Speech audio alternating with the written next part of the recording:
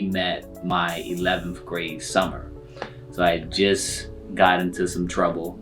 And then when I got out of that situation, my brother had introduced me and Keith. Keith was actually supposed to meet my other brother, and he was like, "Oh, do you want to go have breakfast together?" And so we end up meeting, and kind of literally, as they say, we hit it off right away.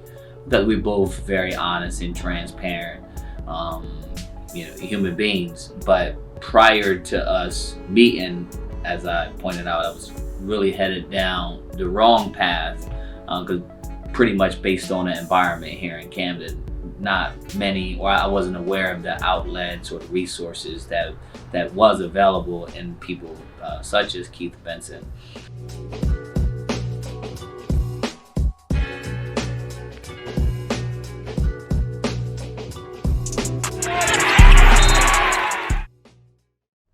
Growing up in Camden, New Jersey, I had a rough childhood like most people, which wasn't surprising, or it wasn't anything that I wasn't used to, I would say, which is not a good thing. But I grew up in a single parent home. My father was a heroin addict, and like most young people, I was not really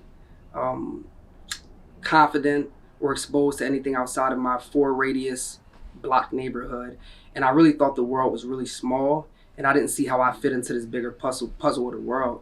I met Mr. Benson when I was about 15 years old, I would say, during a summer camp where he was working with the city to provide employment to young men of color in the city. And it was a life-changing experience. I remember, like yesterday, I worked as an intern at the county clerk's office in the city, and it was my first time ever having to put on a suit and tie, and just really gave me exposure to a different side of life and what I could become. Unfortunately, after that one summer, my life took a turn for the worse. I started really failing in school, and it led me down a life of crime. And at the age of 20, I was arrested, was sent to the Camden County Jail for 5 felony offenses. And fortunately for me, those offenses were dismissed when I was released, and I was able to reconnect with Mr. Benson through a mutual friend, and he immediately accepted me with open arms.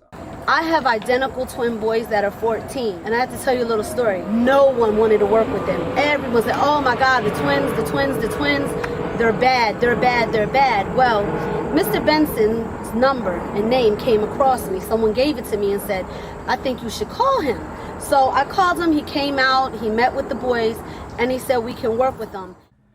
I was raised by a single mother and low income. She actually spent some years on welfare when we were getting started. The first 8 years of my life, we actually lived with my grandparents. So fortunately, my grandparents were active in my life, but we did not have a lot of resources between my mom and I. When my mom finally got on her own, she was living in Camden. We met Keith Benson through the NAACP, and I knew over the summers that he was having different programming.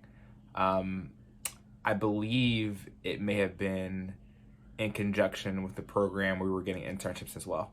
So one of the years, it may have been after my sophomore year, after my freshman year, I was interning at Congressman Robert Andrews' office in South Jersey.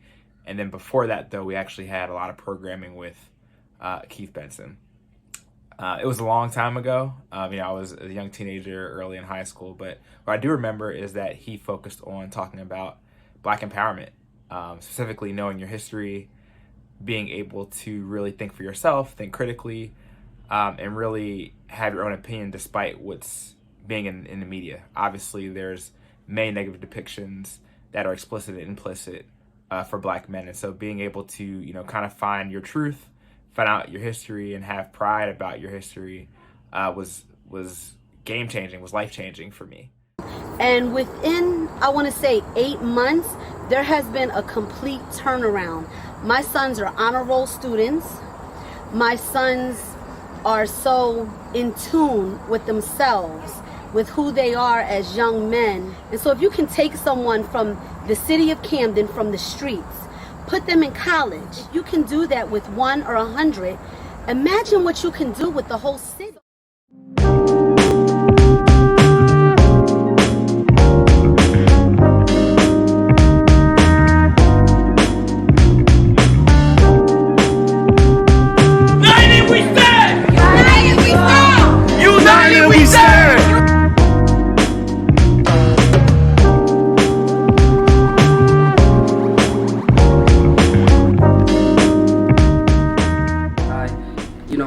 reignited with the spirit to approach education again after talking with Mr. Benson for a few months. I went back to school at 21 years old, and the rest is history. I had the opportunity to attend the University of Pennsylvania. I was one of 2 African American students to graduate from their political science department with honors. I interned at the White House under the Obama administration in the Office of Management and Budget during my time at Penn. Upon graduating from Penn in 2016, I was invited to work back at the White House in the Presidential Personnel Office. Remained in D.C. For the next 4 years. Most recently relocated back to Camden, but I would say that that one conversation with Mr. Benson about how important education is and how it can open up, a pathway to life that I couldn't see at the moment really changed my life. He introduced me to things that I doubt that I would have been able to access prior to his involvement. From the earliest time that I can remember, I wanted to practice law. I wanted to be an advocate for people who were not able to advocate for themselves. The issue with that is I had never been exposed to the profession. I didn't know what it looked like procedurally to be an attorney and to be an advocate. And Mr. Benson immensely helped me in that area. One of his first tasks was to get me with a law office. This was in high school. I was exposed to a high-end law office in a time where most people coming from where I came from weren't exposed to that. And it opened my eyes to what it was to be an attorney. It opened my eyes at what it was to be an attorney in a minority area, and it further spurned my fire to be an advocate for people, as I said before, who can't speak for themselves. Mr. Benson has been there since the day of my graduation, since the day of my enrollment, since the day I was in prison. When I was 15, I got in an incident with a couple of friends of mine, and it led to us being arrested for murder as teenagers, where we were then waived up to adults, where I served 10 years in prison from the age of 15 to the age of 25. We actually met while I was in prison. He was courageous enough to come and visit me face to face, and I thought it was very beautiful. I thought it was respectable, and it was something that I never really was able to receive in the past. Someone to meet me where I was and not judge me, and thoroughly and fully put themselves, in a space with me to figure out what I had to say, essentially.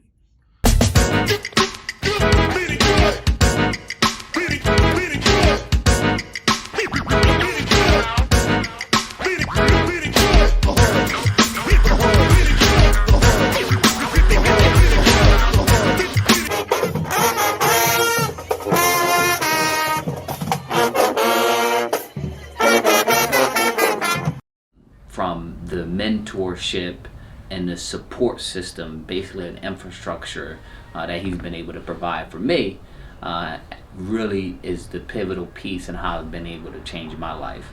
He had been helping my brother and them for years, and I heard about him, but I never joined the NAACP program.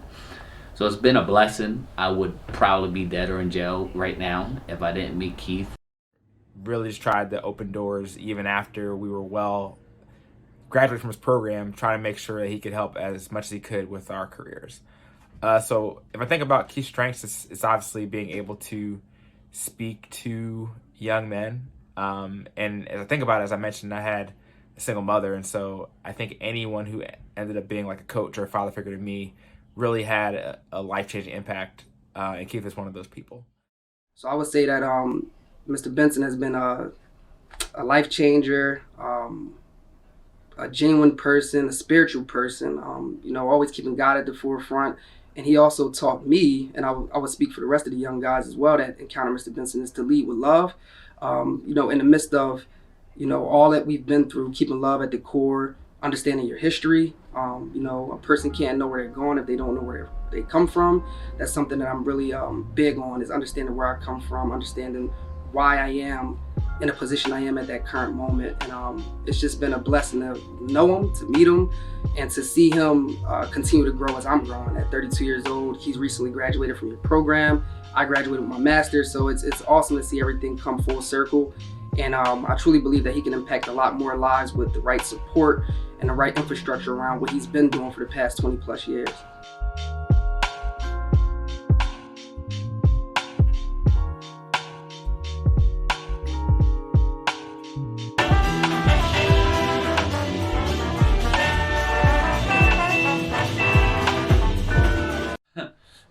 So our mantra has really been, or Keith and I, that I was in no position to negotiate. So I would ask for certain things, and he's like this dude, like, you're in no position to negotiate at all. And now that's the opposite, right? You're in a position to negotiate. You want to have options, and that's because all the work that we've done over the last 14 or 15 or so years, been able to put myself in that position to negotiate. What makes Mr. Benson different is his ability to genuinely connect with the young men. He genuinely connected with me and all of my peers, and he always really instilled in us the values of the peace organization that he founded, which is the political, economic, academic, cultural, and environmental. And I think that that's what sets him apart, is that he understands the historical aspect. He pours that into us and lets us understand who we are and where we come from. And he also provides us with a pathway to the future, understanding current events and how we can impact the world in our current place and how we can impact it as we move forward in our pursuits. I think that he's really found a niche in terms of targeting young men who come from highly distressed backgrounds. Like I said, I come from a single parent home, heroin addict father. A lot of my family members on drugs and then out of the criminal justice system. So I think that there's not too many people who can reach young men at that level and really grasp their attention and inspire them to change for the better. We'll all be free.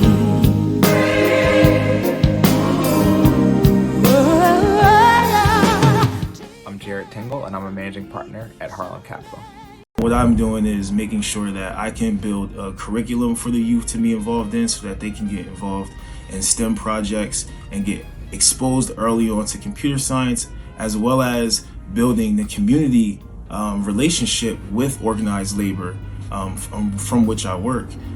My name is Brian Turner, and my future plans, most attorneys want to become judges. I also want to become a judge. I believe that I would be fair, given where I've come from, what I've been through, and hopefully I'll get there. My name is Terrell Brown from Camden, New Jersey. Right now, I've been working on Wall Street for the last 11 years. Rashawn Prelo, born and raised in Camden, New Jersey. I'm a consultant, community servant, and juvenile justice advocate. I currently work at Deloitte as a finance enterprise performance consultant, and I'm the co-chair of Lead Free New Jersey, which was an initiative that was started in early 2021 to bring saliency to the issue of lead plaguing Black and brown communities. And this work that I'm doing today is a culmination of the last 12 years of how I've grown as not only a person, but a professional and academic.